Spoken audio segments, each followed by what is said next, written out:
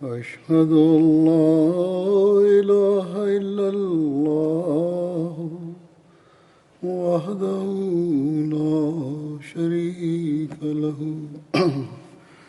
وأشهد أن محمدا عبده ورسوله أما بعد فأعوذ بالله من الشيطان الرجيم بسم الله الرحمن الرحيم الحمد لله رب العالمين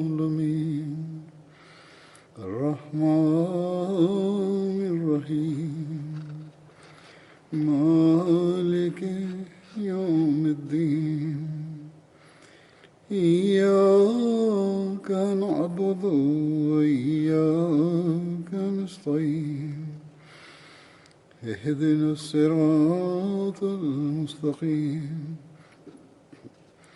صراط الذين أنعمت عليهم غير المغضوب عليهم ولا الضالين.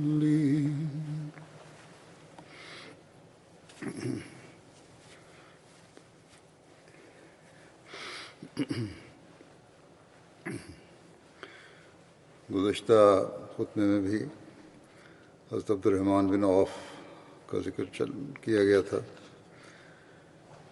اور بقایا کچھ حصہ اس ذکر کا رہتا تھا جو آج بیان کروں گا. حضرت عبد الرحمن بن عوف کی سخاوت بھی مشہور تھی اور مالی قربانیاں بھی انہوں نے بہت کی. اس حوالے سے آج اکثر حوالے ہیں.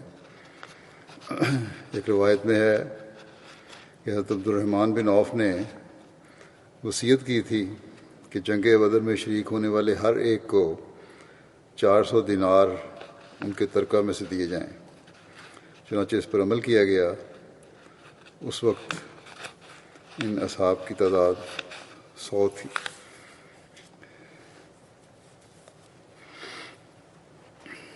رسول کریم صلی اللہ علیہ وسلم نے جب صحابہ کرام کو غزوہ تبوک کی تیاری کے لیے حکم دیا تو آپ صلی اللہ علیہ وسلم نے عمراء کو اللہ کی راہ میں مال اور سواری مہیا کرنے کی تحریک بھی فرمائی. اس پر سب سے پہلے حضرت ابوبکر آئے اور اپنے گھر کا سارا مال لے آئے جو کہ 4000 درہم تھے. رسول اللہ صلی اللہ علیہ وسلم نے حضرت ابوبکر سے دریافت فرمایا کہ آپ گھر والوں کے لیے بھی کچھ چھوڑا ہے، اپنے گھر والوں کے لیے بھی کچھ چھوڑا ہے؟ تو انہوں نے عرض کیا کہ گھر والوں کے لیے اللہ اور اس کا رسول چھوڑا ہے. حضرت عمر اپنے گھر کا آدھا مال لے کر آئے. حضرت صلی اللہ علیہ وسلم نے حضرت عمر سے دریافت فرمایا کہ اپنے گھر والوں کے لیے بھی کچھ چھوڑا ہے؟ تو انہوں نے عرض کیا نصف چھوڑ کر آیا ہوں. حضرت عبد الرحمن بن عوف نے 100 اوقیہ دیے. ایک اوقیہ 40 درہم کا ہوتا ہے، یعنی تقریباً 4000 درہم. آپ صلی اللہ علیہ وسلم نے فرمایا کہ عثمان بن عفان اور عبد الرحمن بن عوف زمین پر اللہ تعالیٰ کے خزانوں میں سے 2 خزانے ہیں جو اللہ کی رضا کے لیے خرچ کرتے ہیں. حضرت ام بکر بنت مسور روایت کرتی ہیں کہ حضرت عبد الرحمن بن عوف نے حضرت عثمان سے ایک زمین 40,000 دینار کے عوض میں خریدی اور بنو زہرہ کے غرباء اور ضرورت مندوں اور امہات المومنین میں تقسیم فرما دی. مسور بن مخزومہ کہتے ہیں کہ جب میں نے حضرت عائشہ رضی اللہ عنہا کو اس زمین میں سے ان کا حصہ دیا تو حضرت عائشہ نے دریافت فرمایا کہ یہ کس نے بھیجا ہے؟ میں نے کہا عبد الرحمن بن عوف نے. تو حضرت عائشہ نے فرمایا کہ رسول اللہ صلی اللہ علیہ وسلم نے فرمایا ہے کہ میرے بعد تم سے حسن سلوک وہی کرے گا جو نہایت درجہ صبر کرنے والا ہوگا۔ پھر اپنے دعا دی کہ اے اللہ عبد الرحمن بن عوف کو جنت کے چشمہ سلسبیل کا مشروب پلا۔ ایک روایت میں ہے کہ رسول اللہ صلی اللہ علیہ وسلم نے فرمایا میرے بعد میرے اہل خانہ کی خبرگیری کرنے والا شخص سچا اور نیکوکار ہی ہوگا۔ چنانچہ عبد الرحمن بن عوف امہات المومنین کو ان کی سواریوں سمیت لے کر نکلتے، انہیں حج کراتے اور ان کے کجاووں پر پردے ڈالتے اور پڑاؤ کے لیے ایسی گھاٹیاں منتخب کرتے جن میں گزرگاہ نہ ہوتی تاکہ بے پردگی نہ ہو اور آزادی سے وہ پڑاؤ کر سکیں۔ ایک بار مدینہ میں اجناس خوردنی کا قحط تھا۔ اسی اسناب میں شام سے 700 اونٹوں پر مشتمل گندم، آٹا اور خوردنی اشیاء کا قافلہ مدینہ آیا، جس سے مدینہ میں ہر طرف شور مچ گیا۔ حضرت عائشہ نے پوچھا یہ شور کیسا ہے؟ عرض کیا کہ حضرت عبد الرحمن بن عوف کا 700 اونٹوں کا قافلہ آیا ہے جس پر گندم، آٹا اور کھانے کی اشیاء لدی ہوئی ہیں۔ ام المومنین حضرت عائشہ رضی اللہ تعالیٰ عنہ نے فرمایا کہ میں نے نبی اکرم صلی اللہ علیہ وسلم سے سنا ہے، آپ فرماتے تھے کہ عبد الرحمن جنت میں گھٹنوں کے بل داخل ہوگا۔ ام المومن حضرت عائشہ کی یہ روایت جب حضرت عبد الرحمن بن عوف کو پہنچی تو آپ کی خدمت میں حاضر ہوئے اور کہا کہ اے ماں، میں آپ کو گواہ ٹھہراتا ہوں کہ یہ سارا غلہ اور خوردنی اشیاء اور یہ سب باردانہ اور اونٹوں کے پالان تک میں نے راہ خدا میں دے دیے تاکہ میں چل کر جاؤں جنت میں۔ حضرت عبد الرحمن بن عوف کے انفاق فی سبیل اللہ کے بیشتر واقعات صحابہ کے لیے مدون کرنے والوں نے صحابہ کے حالات مدون کرنے والوں نے جمع کیے ہیں۔ اس الغابہ میں لکھا ہے کہ عبد الرحمن بن عوف خدا کی راہ میں خرچ کرنے والے تھے۔ ایک بار انہوں نے ایک دن میں 30 غلام آزاد کیے۔ ایک مرتبہ حضرت عمر کو کچھ روپے کی ضرورت تھی، انہوں نے حضرت عبد الرحمن بن عوف سے قرض مانگا۔ انہوں نے کہا امیر المومنین آپ مجھ سے کیوں مانگتے ہیں؟ آپ بیت المال سے بھی قرض لے سکتے ہیں اور عثمان یا کسی اور صاحب استطاعت سے بھی۔ حضرت عمر نے فرمایا ایسا اس لیے کرتا ہوں کہ شاید بیت المال کو رقم واپس کرنا بھول جاؤں، اور کسی دوسرے سے لوں تو شاید وہ لحاظ یا کسی اور وجہ سے مجھ سے رقم کی واپسی کا مطالبہ نہ کرے اور میں بھول جاؤں، لیکن تم اپنی رقم مجھ سے مانگ کر بھی ضرور واپس لے لو گے۔ آپس میں بے تکلفی کی بھی حالت تھی، اور جب ان کو ضرورت تھی وہ لے بھی لیا کرتے تھے، لے سکتے تھے۔ حضرت عبد الرحمن بن عوف کے بیٹے ابراہیم اپنے والد سے روایت کرتے ہیں کہ رسول اللہ صلی اللہ علیہ وسلم نے فرمایا اے ابن عوف تم جنت میں رینگتے ہوئے داخل ہو گئے کیونکہ مالدار ہو، بس راہ خدا میں خرچ کرو تاکہ اپنے قدموں پر چل کر جنت میں داخل ہو سکو۔ یہ پہلی روایت جو حضرت عائشہ والی ہے اس سے بھی ملتی جلتی ہے یہ روایت۔ تو حضرت عبد الرحمن بن عوف نے عرض کیا کہ یا رسول اللہ راہ خدا میں کیا خرچ کروں؟ فرمایا جو موجود ہے خرچ کرو۔ عرض کیا یا رسول اللہ کیا سارا؟ فرمایا ہاں۔ حضرت عبد الرحمن یہ ارادہ کر کے نکلے کہ سارا مال راہ خدا میں دے دوں گا۔ تھوڑی دیر بعد رسول اللہ صلی اللہ علیہ وسلم نے انہیں بلوا بھیجا اور فرمایا کہ جبرائیل نے کہا، تمہارے جانے کے بعد جبرائیل آئے، انہوں نے کہا کہ عبد الرحمن کو کہو کہ مہمان نوازی کرے، مسکین کو کھانا کھلائے، سوالی کو دے اور دوسروں کی نسبت رشتہ داروں پر پہلے خرچ کرے۔ جب وہ ایسا کرے گا تو اس کا مال پاک ہو جائے گا، اور پھر جو پاک مال جو ہے خرچ کیا ہوا مال ایسا اللہ تعالیٰ کی راہ میں پھر گھٹنوں کے بل نہیں بلکہ پھر پاؤں پہ کھڑے ہو کے انسان، آپ نے فرمایا جنت میں جاؤ گے، نتیجہ یہی نکلتا ہے آگے۔ ایک بار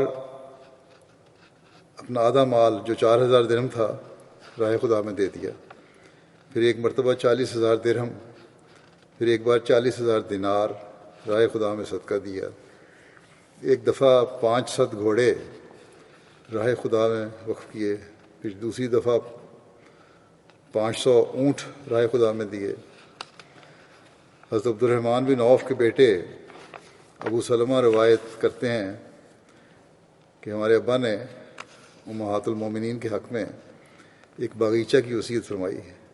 اس باغیچے کی رقم کی قیمت 4 لاکھ درہم تھی۔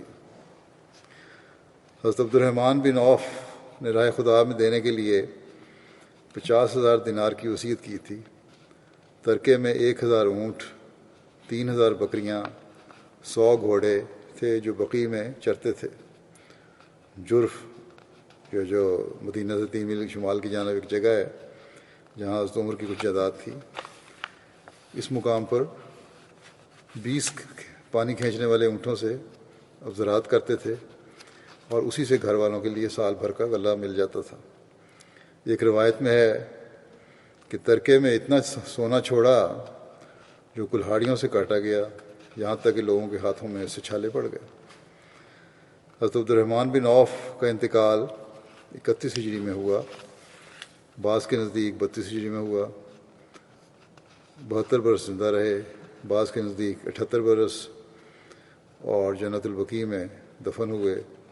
حضرت عثمان نے ان کی نماز جنازہ پڑھائی، ایک قول کے مطابق حضرت زبیر بن عوام نے جنازہ پڑھایا۔ حضرت عبد الرحمن بن عوف کی وفات پر چارپائی کے پاس کھڑے ہو کر حضرت سعد بن مالک نے کہا، واہ جبالا، کہ ہائے افسوس، پہاڑ جیسی شخصیت اٹھ گئی۔ حضرت علی نے فرمایا، ابن عوف اس جہان سے رخصت ہو گئے، انہوں نے دنیا کے چشمے سے صاف پانی پیا اور گدلا چھوڑ دیا، یا یوں کہہ لیجئے کہ ابن عوف نے اچھا زمانہ پایا اور برے وقت سے پہلے چلے گئے۔ حضرت عبد الرحمن بن عوف نے اپنے پسماندگان نے 3 بیویاں چھوڑیں، ہر ایک بیوی کو اس کے 8ویں حصے میں سے 80 ہزار درہم دیے گئے، جبکہ ایک دوسری روایت میں آپ کی 4 بیویاں تھیں اور ہر ایک کے حصے میں 80,000 درہم آئے۔ اب اگلا ذکر جو ہے جن صحابی کا، ان کا نام ہے حضرت سعد بن معاذ۔ حضرت سعد بن معاذ کا تعلق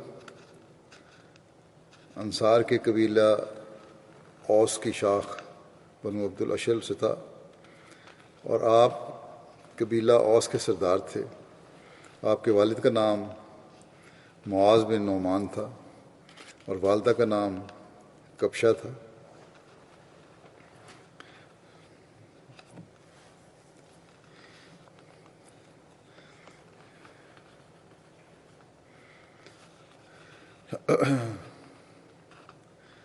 والدہ کا نام کبشہ بنت رافع تھا جو صحابیہ رسول صلی اللہ علیہ وسلم تھی۔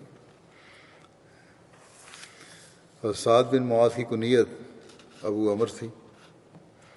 حضرت سعد بن معاذ کی بیوی کا نام ہند بنت سماک تھا جو صحابیہ تھیں۔ حضرت ہند سے حضرت سعد بن معاذ کی اولاد میں عمر اور عبداللہ تھے۔ حضرت سعد بن معاذ اور حضرت حسین بن حضیر نے حضرت مصعب بن عمیر کے ہاتھ پر اسلام قبول کیا، اور حضرت مصعب بن عمیر بیعت عقبہ ثانیہ میں شامل ہونے والے 70 صحابہ سے پہلے مدینہ آ گئے تھے، ان کو مدینہ بھجوایا گیا تھا۔ رسول اللہ صلی اللہ علیہ وسلم کے ارشاد کے مطابق لوگوں کو اسلام کی طرف بلاتے اور انہیں قرآن پڑھ کر سناتے۔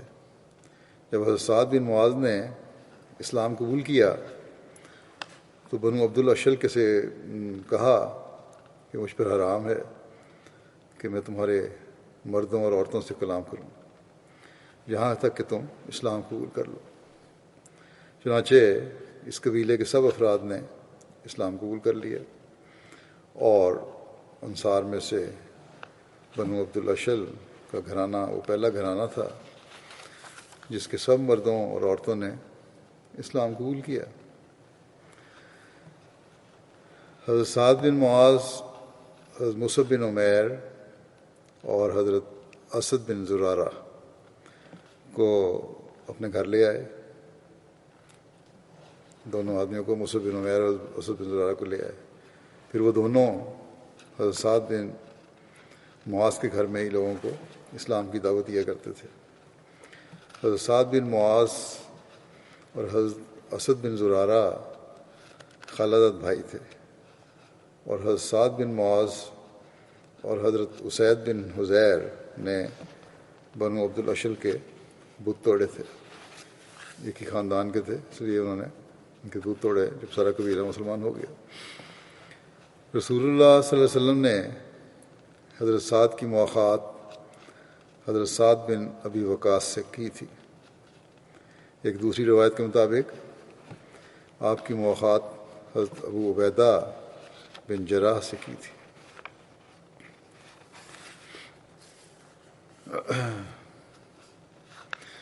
سعد بن معاذ کے قبولیت اسلام کے واقعہ کا ذکر کرتے ہوئے مرزا بشیر احمد صاحب نے جو لکھا ہے سید خاتم النبیین میں،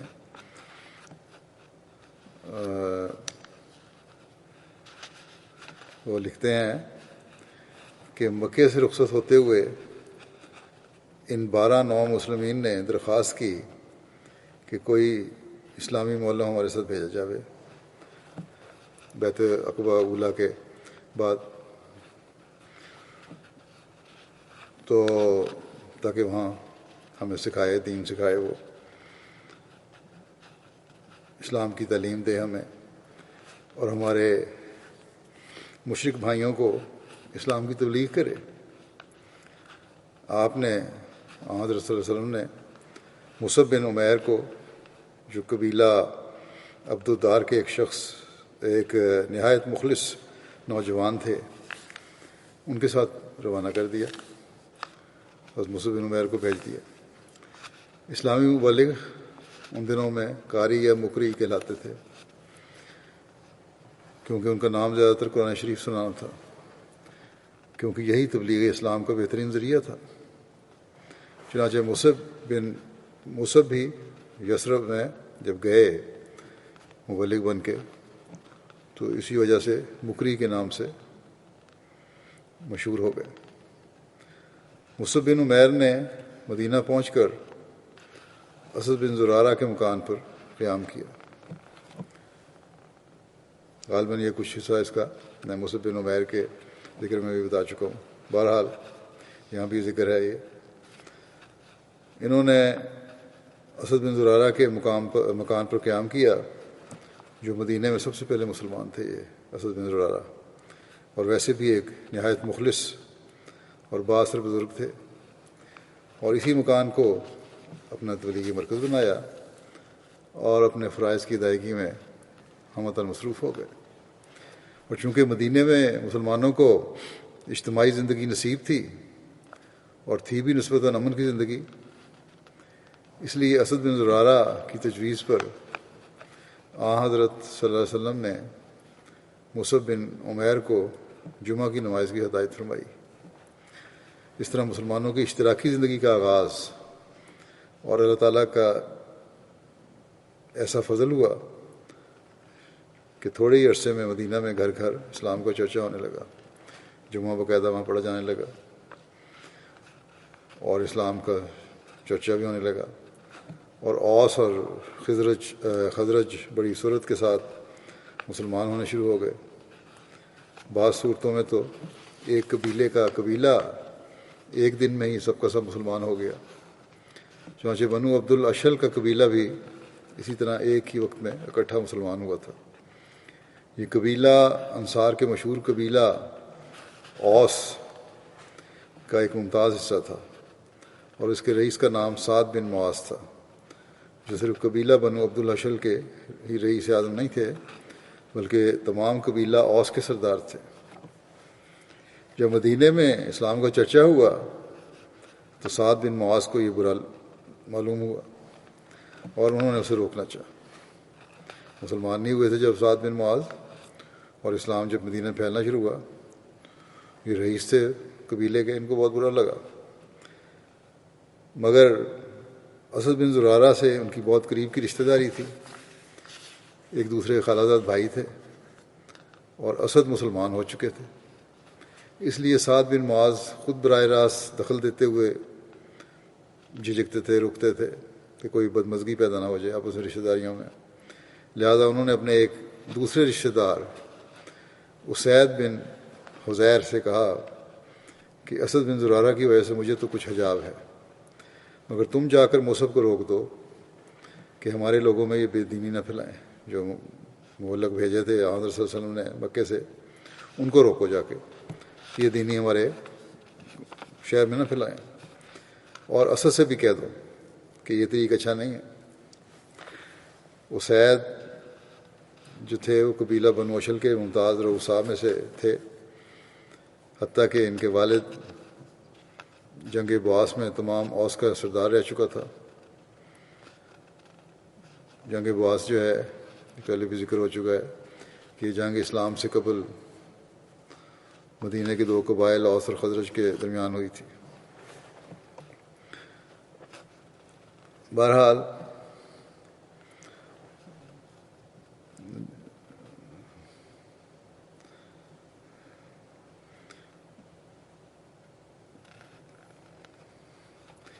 سعد بن معاذ کے بعد اسید بن حذیر کا اپنے قبیلے پر بہت اثر تھا، چنانچہ سعد کے کہنے پر وہ مصعب بن عمیر اور اسد بن زرارہ کے پاس گئے اور مصعب سے مخاطب ہو کر غصے کے لہجے میں کہا، تم کیوں ہمارے آدمیوں کو بے دین کرتے پھرتے ہو؟ اس سے باز آ جاؤ ورنہ اچھا نہیں ہوگا۔ پیشتر اس کے کہ مصعب کو جواب دیتے، اسد نے آہستگی سے مصعب سے کہا کہ یہ اپنے قبیلے کے ایک بااثر رئیس ہیں، ان سے بہت نرمی اور محبت سے بات کرنا۔ چنانچہ مصعب نے بڑے ادب اور محبت کے رنگ میں اسید سے کہا کہ آپ ناراض نہ ہوں، بلکہ مہربانی فرما کر تھوڑی دیر تشریف رکھیں، ٹھنڈے دل سے ہماری بات سن لیں اور اس کے بعد کوئی رائے قائم کریں۔ اسید اس بات کو معقول سمجھ کر بیٹھ گئے اور مصعب نے انہیں قرآن شریف سنایا اور بڑی محبت کے پیرائے میں اسلامی تعلیم سے آگاہ کیے۔ اسید پر اتنا اثر ہوا کہ وہی مسلمان ہو گئے اور پھر کہنے لگے کہ میرے پیچھے ایک ایسا شخص ہے کہ جو اگر ایمان لے آیا تو ہمارا سارا قبیلہ مسلمان ہو جائے گا، جس نے مجھے بھیجا ہے، تم ٹھہرو، میں اسے بھی یہاں بھیجتا ہوں۔ یہ کہہ کر اسید اٹھ کر چلے گئے اور کسی بہانے سے سعد بن معاذ کو مصعب بن عمیر اور اسد بن زرارہ کی طرف بھیجوا دیا۔ سعد بن معاذ آئے اور بڑے غضبناک ہو کر اسد بن زرارہ سے کہنے لگے کہ دیکھو اسد، تم اپنی قرابت داری کا ناجائز فائدہ اٹھا رہے ہو، جو میری رشتہ داری ہے تمہارے سے، اس کا ناجائز فائدہ اٹھا رہے ہو اور یہ ٹھیک نہیں ہے۔ اس پر مصعب نے اسی طرح نرمی اور محبت کے ساتھ ان کو ٹھنڈا کیا، جو مربی تھے، مبلغ تھے، مکے سے آئے ہوئے تھے۔ حضرت مصعب بڑی محبت سے بات کی ان سے، انہوں نے کہا کہ آپ ذرا تھوڑی دیر تشریف رکھ کر میری بات سن لیں، اور پھر اگر اس میں کوئی چیز قابل اعتراض ہو تو بے شک رد کر دیں۔ سعد نے کہا ہاں یہ مطالبہ معقول ہے، اور اپنا نیزہ ٹیک کر بیٹھ گئے۔ نیزہ ان کے ہاتھ میں تھا اور اکثر جو تھے وہ اس طرح ہی لے کے پھرا کرتے تھے ہتھیار۔ اور مصعب نے اسی طرح پہلے قرآن شریف کی تلاوت کی اور پھر اپنے دلکش رنگ میں اسلامی اصول کی تشریح کی۔ ابھی زیادہ دیر نہیں گزری تھی، حضرت مرزا بشیر احمد صاحب لکھتے ہیں کہ یہ بت بھی رام ہو گیا، یعنی دل ان کا نرم ہو گیا اور ان کو بھی اسلام کی تعلیم کا اثر ہو گیا ان پر۔ چنانچہ سعد نے مسنون طریق پر غسل کر کے کلمہ شہادت پڑھ دیا، اور پھر اس کے بعد سعد اور اسید بن حذیر دونوں مل کر اپنے قبیلہ والوں کی طرف گئے، اور سعد نے ان سے مخصوص عربی انداز میں پوچھا اپنے قبیلے والوں سے کہ اے بنی عبدالاشل، تم مجھے کیسا جانتے ہو؟ سب نے ایک زبان ہو کے کہا کہ آپ ہمارے سردار اور سردار ابن سردار ہیں، اور آپ کی بات پر ہمیں کامل اعتماد ہے۔ سعد نے کہا تو پھر میرے ساتھ تمہارا کوئی تعلق نہیں جب تک تم اللہ اور اس کے رسول پر ایمان نہ لاؤ۔ اسی وقت تبلیغ بھی شروع کر دی۔ اس کے بعد سعد نے انہیں اسلام کے اصول سمجھائے، یعنی اپنے قبیلے والوں کو اسلام کے اصول سمجھائے، تعلیم دی، اور کہتے ہیں کہ ابھی اس دن پر شام نہیں آئی تھی، دن ختم نہیں ہوا تھا، اور شام سے پہلے پہلے ہی تمام قبیلہ مسلمان ہو گیا، اور سعد اور اسید نے خود اپنے ہاتھوں سے اپنی قوم کے بت نکال کر توڑے۔ سعد بن معاذ اور اسید بن حضیر جو اس دن مسلمان ہوئے تھے، دونوں چوٹی کے صحابہ میں شمار ہوتے ہیں، اور انصار میں تو شیخ صاحب لکھتے ہیں کہ لا ریب ان کا بہت ہی بلند مقام تھا، کوئی شک نہیں اس میں کہ ان کا بہت بلند مقام تھا۔ بالخصوص سعد بن معاذ کو تو انصار مدینہ میں وہ پوزیشن حاصل تھی جو مہاجرین مکہ میں حضرت ابوبکر کو حاصل تھی۔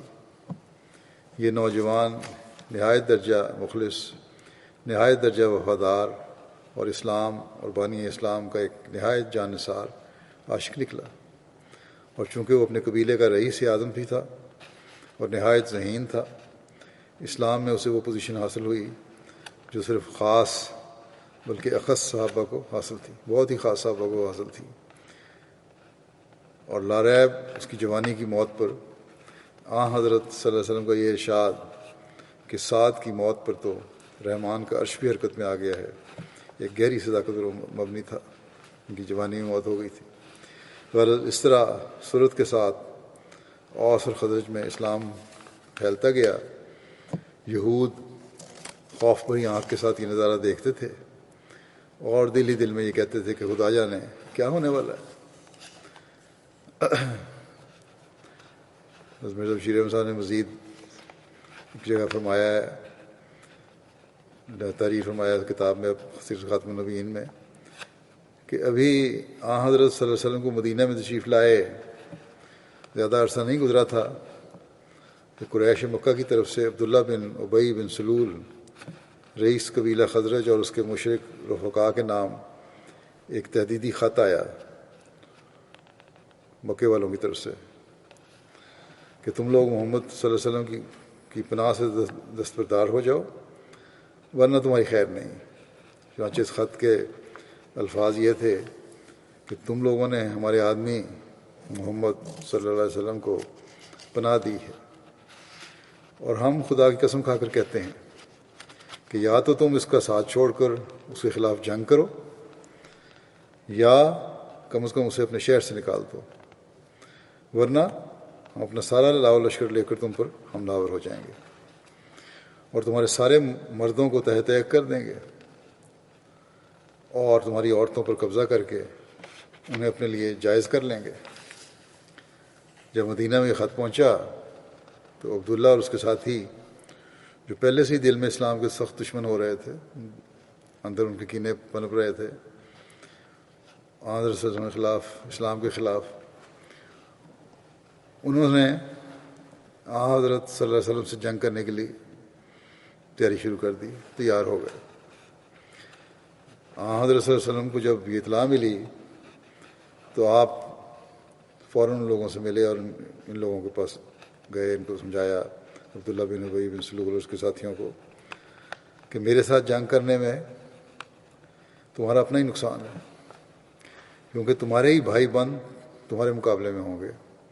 یہ جو مسلمان ہوئے ہیں لوگ، یہ تمہارے قبیلے کے لوگ ہیں، تمہارے شہر کے لوگ ہیں، اور جب جنگ کرو گے تو یہی لوگ میری طرف سے تمہارے خلاف لڑیں گے۔ یعنی اوس اور خزرج کے مسلمانوں نے بہرحال میرا ساتھ دینا ہے، آپ نے یہ فرمایا انہیں۔ پھر آپ نے فرمایا بس میرے ساتھ جنگ کرنے کے صرف یہ معنی ہوں گے کہ تم لوگ اپنے ہی بیٹوں اور بھائیوں اور باپوں کے خلاف تلوار اٹھاؤ۔ تم خود سوچ لو کہ یہ ٹھیک ہے۔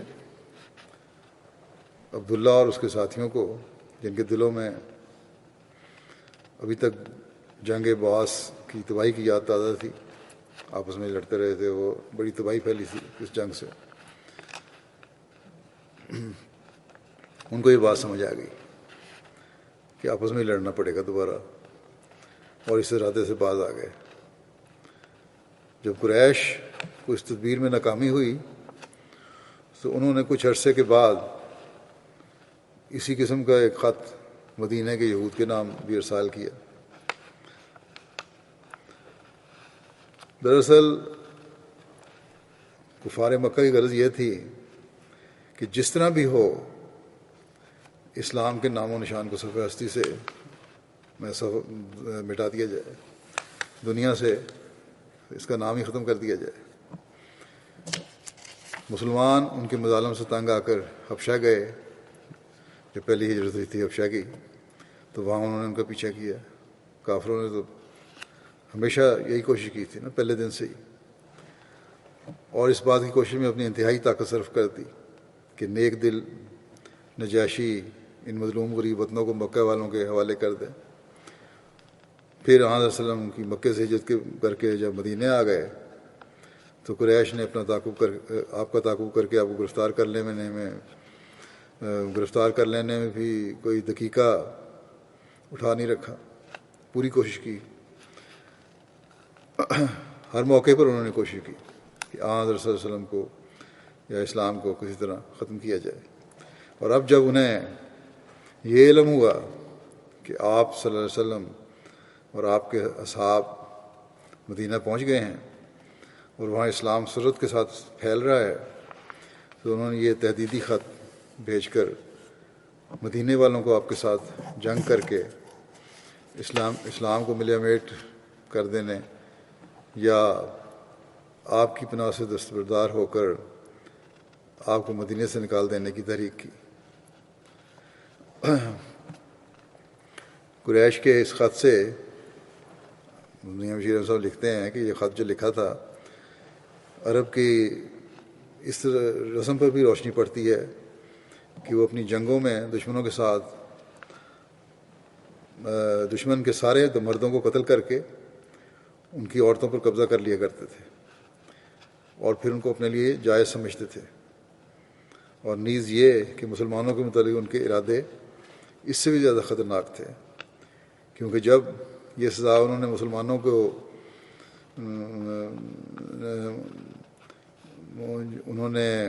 مسلمانوں کے پناہ دینے والوں کو یہ دینی تھی اور ان کی تجویز کی تھی کہ ہم تمہارے مردوں کو قتل کر دیں گے اور عورتوں کو جائز کر لیں گے اپنے لیے، تو خود مسلمانوں کے لیے یقیناً وہ اس سے بھی زیادہ سخت ارادے رکھتے ہوں گے. بہرحال قریش مکہ کا یہ خط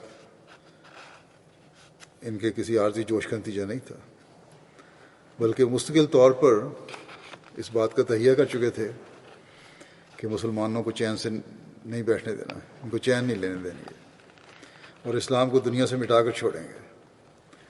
چنانچہ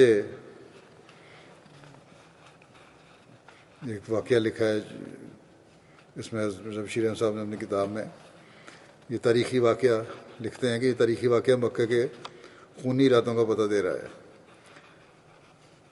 وہ واقعہ اس طرح ہے جس کی بخاری میں روایت آتی ہے کہ ہجرت کے کچھ عرصے بعد سعد بن معاذ جو قبیلہ اوس کے رئیس اعظم تھے اور مسلمان ہو چکے تھے، عمرے کے خیال سے مکہ گئے اور اپنے زمانہ جاہلیت کے دوست، پرانے زمانے میں جاہلیت کے زمانے میں ان کا دوست تھا امیہ بن خلف، رئیس مکہ تھا، اس کے پاس جا کے ٹھہرے. چونکہ وہ جانتے تھے کہ مکہ والے ان کے ساتھ ضرور چھیڑ چھاڑ کریں گے اگر وہ اکیلے گئے عمرہ ادا کرنے، طواف کرنے، اس لیے انہوں نے فتنے سے بچنے کے لیے امیہ سے کہا کہ میں کعبۃ اللہ کا طواف کرنا چاہتا ہوں، تم میرے ساتھ ہو کر ایسے وقت میں مجھے طواف کرا دو جب کہ میں علیحدگی میں امن کے ساتھ اس کام سے فارغ ہو کر اپنے وطن واپس چلا جاؤں. چنانچہ امیہ بن خلف دوپہر کے وقت جب کہ لوگ عموماً اپنے گھروں میں ہوتے ہیں سعد کو لے کر کعبے کے پاس پہنچا، لیکن اتفاق ایسا ہوا کہ عین اسی وقت ابو جہل بھی وہاں آ نکلا، اور جو ہی اس کی نظر سعد پر پڑی اس کی آنکھوں میں خون اتر آیا، مگر اپنے غصے کو دبا کر وہ امیہ سے یوں مخاطب ہوا کہ اے ابو صفوان، یہ تمہارے ساتھ کون شخص ہے؟ امیہ نے کہا کہ یہ سعد بن معاذ رئیس اوس ہے۔ اس پر ابو جہل نہایت غضبناک ہو کر سعد سے مخاطب ہوا کہ کیا تم لوگ یہ خیال کرتے ہو کہ اس مرتد نعوذ باللہ محمد صلی اللہ علیہ وسلم کو پناہ دینے کے بعد تم لوگ امن کے ساتھ کعبہ کا طواف کر سکو گے؟ اور تم یہ گمان کرتے ہو کہ تم اس کی حفاظت اور امداد کی طاقت رکھتے ہو، یعنی حضرت صلی اللہ علیہ وسلم کی؟ خدا کی قسم، اور پھر کہنے لگا کہ خدا کی قسم اگر اس وقت تیرے ساتھ ابو صفوان نہ ہوتا تو اپنے گھر والوں کے پاس بچ کے نہ جاتا۔ سعد بن معاذ فتنہ سے بچتے تھے، مگر ان کی رگوں میں بھی ریاست کا خون تھا، دل میں ایمانی غیرت جوش زن تھی۔ کڑک کر بولے کہ واللہ اگر تم نے ہم کو کعبہ سے روکا تو یاد رکھو کہ پھر تمہیں بھی تمہارے شامی راستے پر امن نہیں مل سکے گا، ہم بھی راستے میں بیٹھے ہیں، ہم بھی بہت کچھ کریں گے تمہارے خلاف۔ امیہ نے یہ جو بات سنی، ان کی غصہ ان کا بھی دیکھا جواب اسی طرح، تو کہنے لگا کہ سعد دیکھو، ابو الحکم سید اہل وادی کے مقابلے میں یوں آواز بلند نہ کرو۔ کہ ابو الحکم جو ہے، ابو جہل کا نام ابو الحکم مقابلے لیتے تھے کہ وادی کا یہ سردار ہے مکے کی، اس طرح بلند آواز سے نہ بولو اس کے سامنے۔ سعد نے جواب دیا، یہ بھی غصے میں تھے اس کی بات سن کے، کہنے لگے امیہ کو انہوں نے کہا کہ جانے دو امیہ، تم اس بات میں نہ پڑو، واللہ مجھے رسول اللہ صلی اللہ علیہ وسلم کی پیشگوئی نہیں بھولتی کہ تم کسی دن مسلمانوں کے ہاتھوں سے قتل ہوگے، یعنی امیہ جو ہے وہ مسلمانوں کے ہاتھوں سے قتل ہوگا۔ یہ خبر سن کر امیہ بن خلف سخت گھبرا گیا، اور گھر میں آ کر اس نے اپنی بیوی کو سعد کی اس بات سے اطلاع دی اور کہا خدا کی قسم میں تو اب مسلمانوں کے خلاف مکے سے نہیں نکلوں گا۔ یہ یقین تھا کہ حضرت صلی اللہ علیہ وسلم نے بات کی ہے اور ہمیشہ آپ کی باتیں پوری ہوتی ہیں، تو یہ میرے خلاف متعلق بھی بات پوری ہو جائے گی، لیکن تقدیر کے نوشتے پورے ہونے تھے۔ بدر کے موقع پر امیہ کو مجبوراً مکے سے نکلنا پڑا، اور وہیں وہ مسلمانوں کے ہاتھ سے قتل ہو کر اپنے کیفر کردار کو پہنچا۔ یہ امیہ وہی تھا جو بلال پر اسلام کی وجہ سے نہایت سخت مظالم کیا کرتا تھا۔ صحیح بخاری کی ایک روایت میں اس طرح ذکر ہے کہ حضرت عبداللہ بن مسعود سے روایت ہے کہ حضرت سعد بن معاذ عمرے کی نیت سے چلے گئے۔ حضرت عبداللہ کہتے تھے اور وہ امیہ بن خلف ابو صفوان کے پاس اترے، انہوں نے یہ روایت کی، اس کے پاس اترے، پرانی واقفیت تھی۔ امیہ حضرت سعد کے پاس ٹھہرا کرتا تھا مدینے میں آ کے، اور جب آپ نے عمرے کا ارادہ کیا تو یہی سوچا کہ اس کے پاس ٹھہریں اور امن سے عمرہ کر سکیں۔ امیہ کی عادت تھی کہ جب شام کی طرف جاتا تھا تو مدینے سے گزرتا تھا اور حضرت سعد کے پاس ٹھہرتا تھا، تو اس جیسا کہ ہم نے کہا پرانی واقفیت تھی، وہ ان کے پاس ٹھہرتا تھا مدینے میں، تو آپ نے بھی یہ ارادہ کیا حضرت سعد نے کہ اس کے پاس ٹھہریں۔ امیہ نے حضرت سعد سے کہا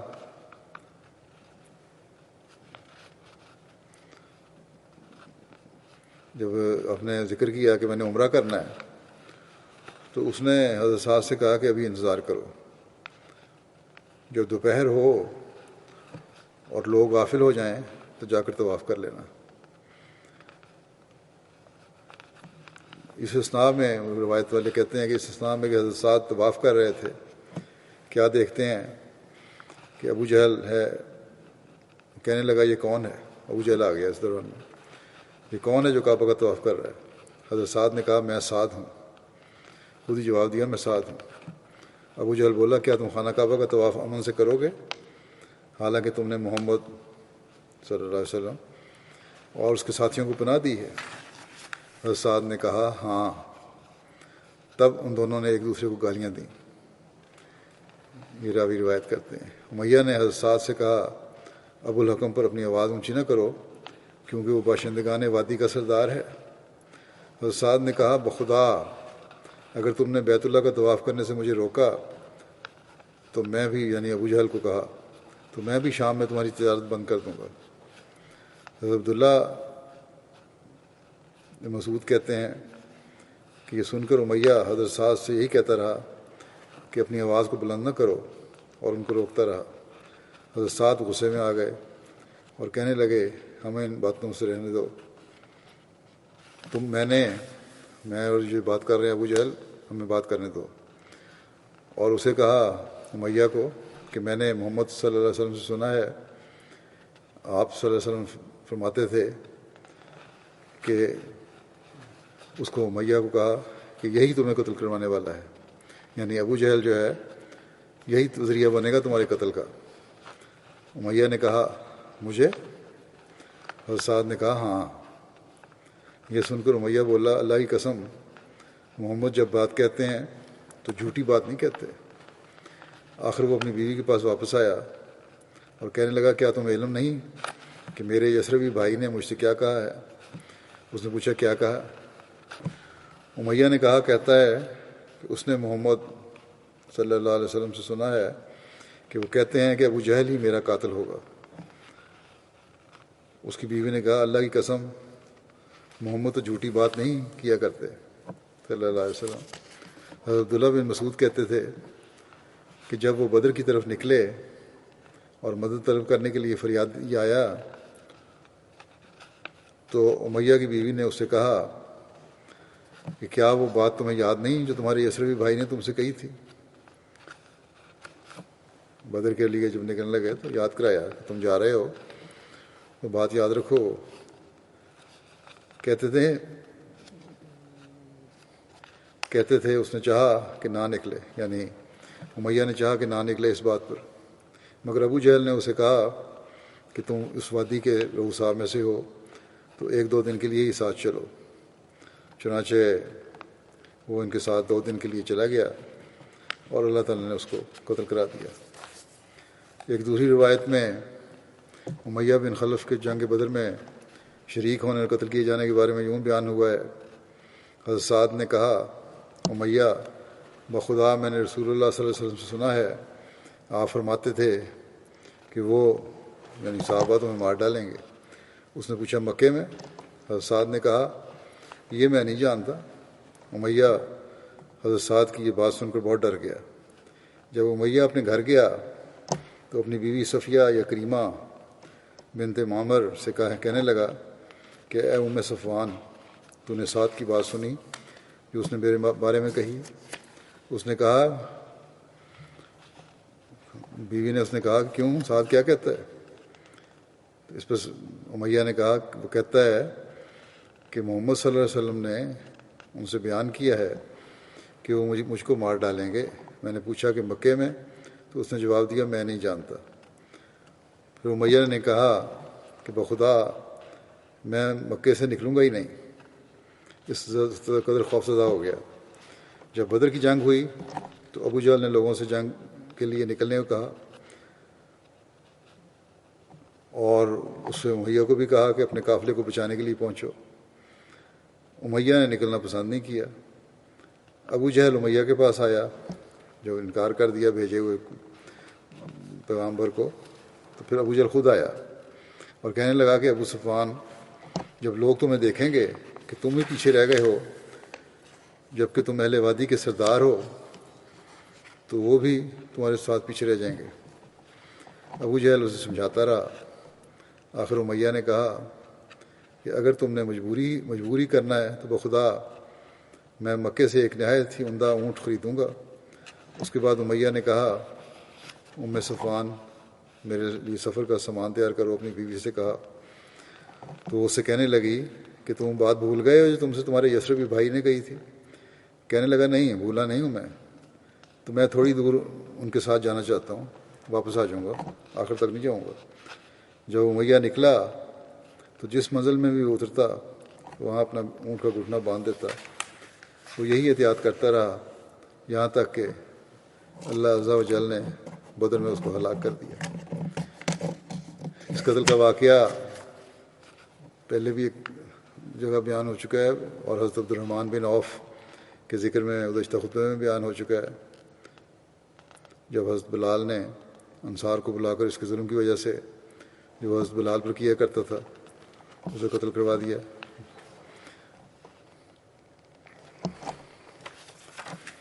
حضرت مسلم معود رضی اللہ عنہ فرماتے ہیں کہ مدینہ کے ایک رئیس سعد بن معاذ کے بارے میں کہ مدینہ کے ایک رئیس سعد بن معاذ جو اوس قبیلے کے سردار تھے بیت اللہ کا طواف کرنے کے لیے مکہ گئے تو ابو جہل نے ان کو دیکھ کر بڑے غصے سے کہا کیا تم لوگ یہ خیال کرتے ہو کہ اس مرتد محمد رسول اللہ صلی اللہ علیہ وسلم کو پناہ دینے کے بعد تم لوگ امن کے ساتھ کعبے کا طواف کر سکو گے، اور تم یہ گمان کرتے ہو کہ تم اس کی حفاظت اور امداد کی طاقت رکھتے ہو؟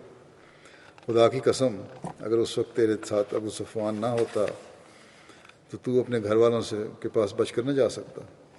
سعد بن معاذ نے کہا واللہ اگر تم نے ہمیں کعبہ سے روکا تو یاد رکھو پھر تمہیں بھی تمہارے شامی راستے پر امن نہیں ملے گا. سعد بن معاذ غزوہ بدر، احد اور خندق میں رسول اللہ صلی اللہ علیہ وسلم کے ساتھ شامل ہوئے. غزوہ بدر کے روز اوس کا جھنڈا حضرت سعد بن معاذ کے پاس تھا. غزوہ بدر کے موقع پر حضرت سعد بن معاذ کا جوش و جذبہ اور آن حضرت صلی اللہ علیہ وسلم سے محبت و فدائیت کا اظہار اس واقعے سے ہوتا ہے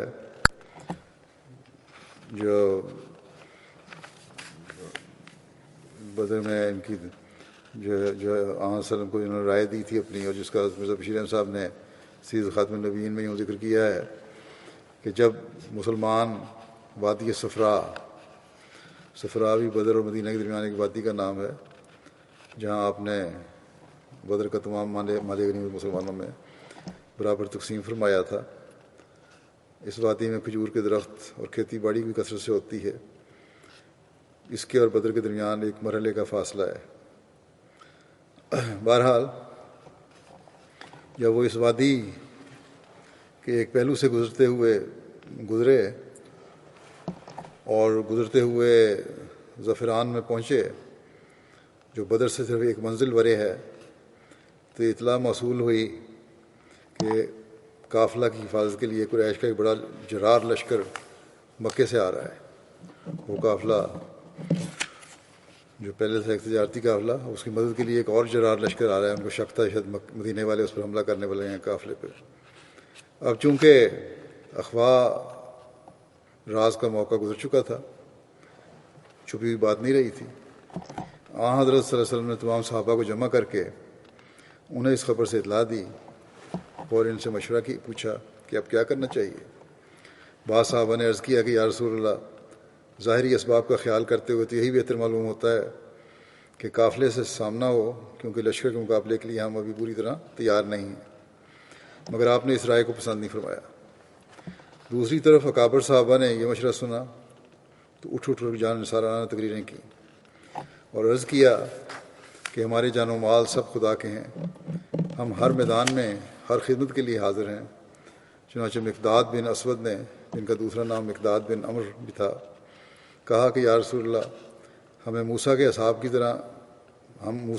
کی طرح نہیں ہیں کہ آپ کو یہ جواب دیں کہ جا تو اور تیرا خدا جا کر لڑو، ہم یہیں بیٹھے ہیں، بلکہ ہم یہ کہتے ہیں کہ آپ جہاں بھی چاہتے ہیں لے چلیں، ہم آپ کے ساتھ ہیں، ہم آپ کے دائیں اور بائیں اور آگے اور پیچھے ہو کر لڑیں گے. آپ نے یہ تقریر سنی تو آپ کا چہرہ مبارک خوشی سے تمتمانے لگا. مگر اس موقع پر بھی آپ انصار کے جواب کے منتظر تھے، چاہتے تھے کوئی انصاری سردار بھی یہ باتیں کہے، وہ کچھ بولیں، کیونکہ آپ کو یہ خیال تھا کہ شاید انصار یہ سمجھتے ہوں کہ بیعت عقبہ کے ماتحت ہمارا فرض صرف اس قدر ہے کہ اگر عین مدینہ پر کوئی حملہ ہو تو اس کا دفاع کریں. چنانچہ باوجود اس قسم کی جانثارانہ تقریروں کے آپ یہی فرماتے گئے کہ اچھا پھر مجھے مشورہ دو کہ کیا کیا جاوے. سعد بن معاذ رئیس اوس نے آپ کو یہ منشا سمجھا اور انصار کی طرف سے عرض کیا کہ یا رسول اللہ، شاید آپ ہماری رائے پوچھتے ہیں. خدا کی قسم جب ہم آپ کو سچا سمجھ کر آپ پر ایمان لے آئے ہیں اور ہم نے اپنا ہاتھ آپ کے ہاتھ میں دے دیا ہے تو پھر آپ جہاں چاہیں چلیں، ہم آپ کے ساتھ ہیں۔ اور اس ذات کی قسم جس نے آپ کو حق کے ساتھ مبعوث کیا ہے کہ اگر آپ ہمیں سمندر میں کود جانے کو کہیں تو ہم کود جائیں گے اور ہم میں سے ایک فرد بھی پیچھے نہیں رہے گا، اور آپ انشاءاللہ تعالی ہم سب کو لڑائی میں صابر پائیں گے، اور ہم سے وہ بات دیکھیں گے جو آپ کی آنکھوں کو ٹھنڈا کرے گی۔ آپ نے تقریر سنی تو بہت خوش ہوئے اور فرمایا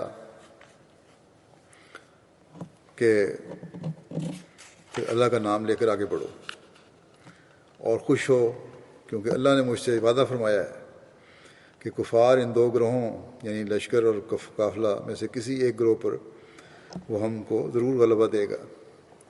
اور خدا کی قسم میں گویا اس وقت وہ جگہ دیکھ رہا ہوں جہاں دشمن کے آدمی قتل ہو کر گریں گے، اور پھر ویسا ہی ہوا۔ بہرحال ابھی ان کا ذکر چل رہا ہے، باقی انشاءاللہ تعالی آئندہ خطبے میں بیان ہوگا۔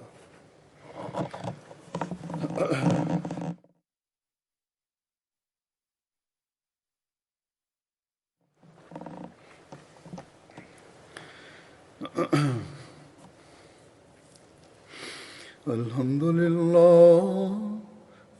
لله نحمده ونستعينه ونستغفره ونؤمن به ونتوكل عليه ونعوذ بالله من شرور أنفسنا ومن سيئات أعمالنا، من يهده الله فلا مضل له ومن يضلل فلا هادي له، ونشهد أن لا إله إلا الله ونشهد أن محمدا عبده ورسوله۔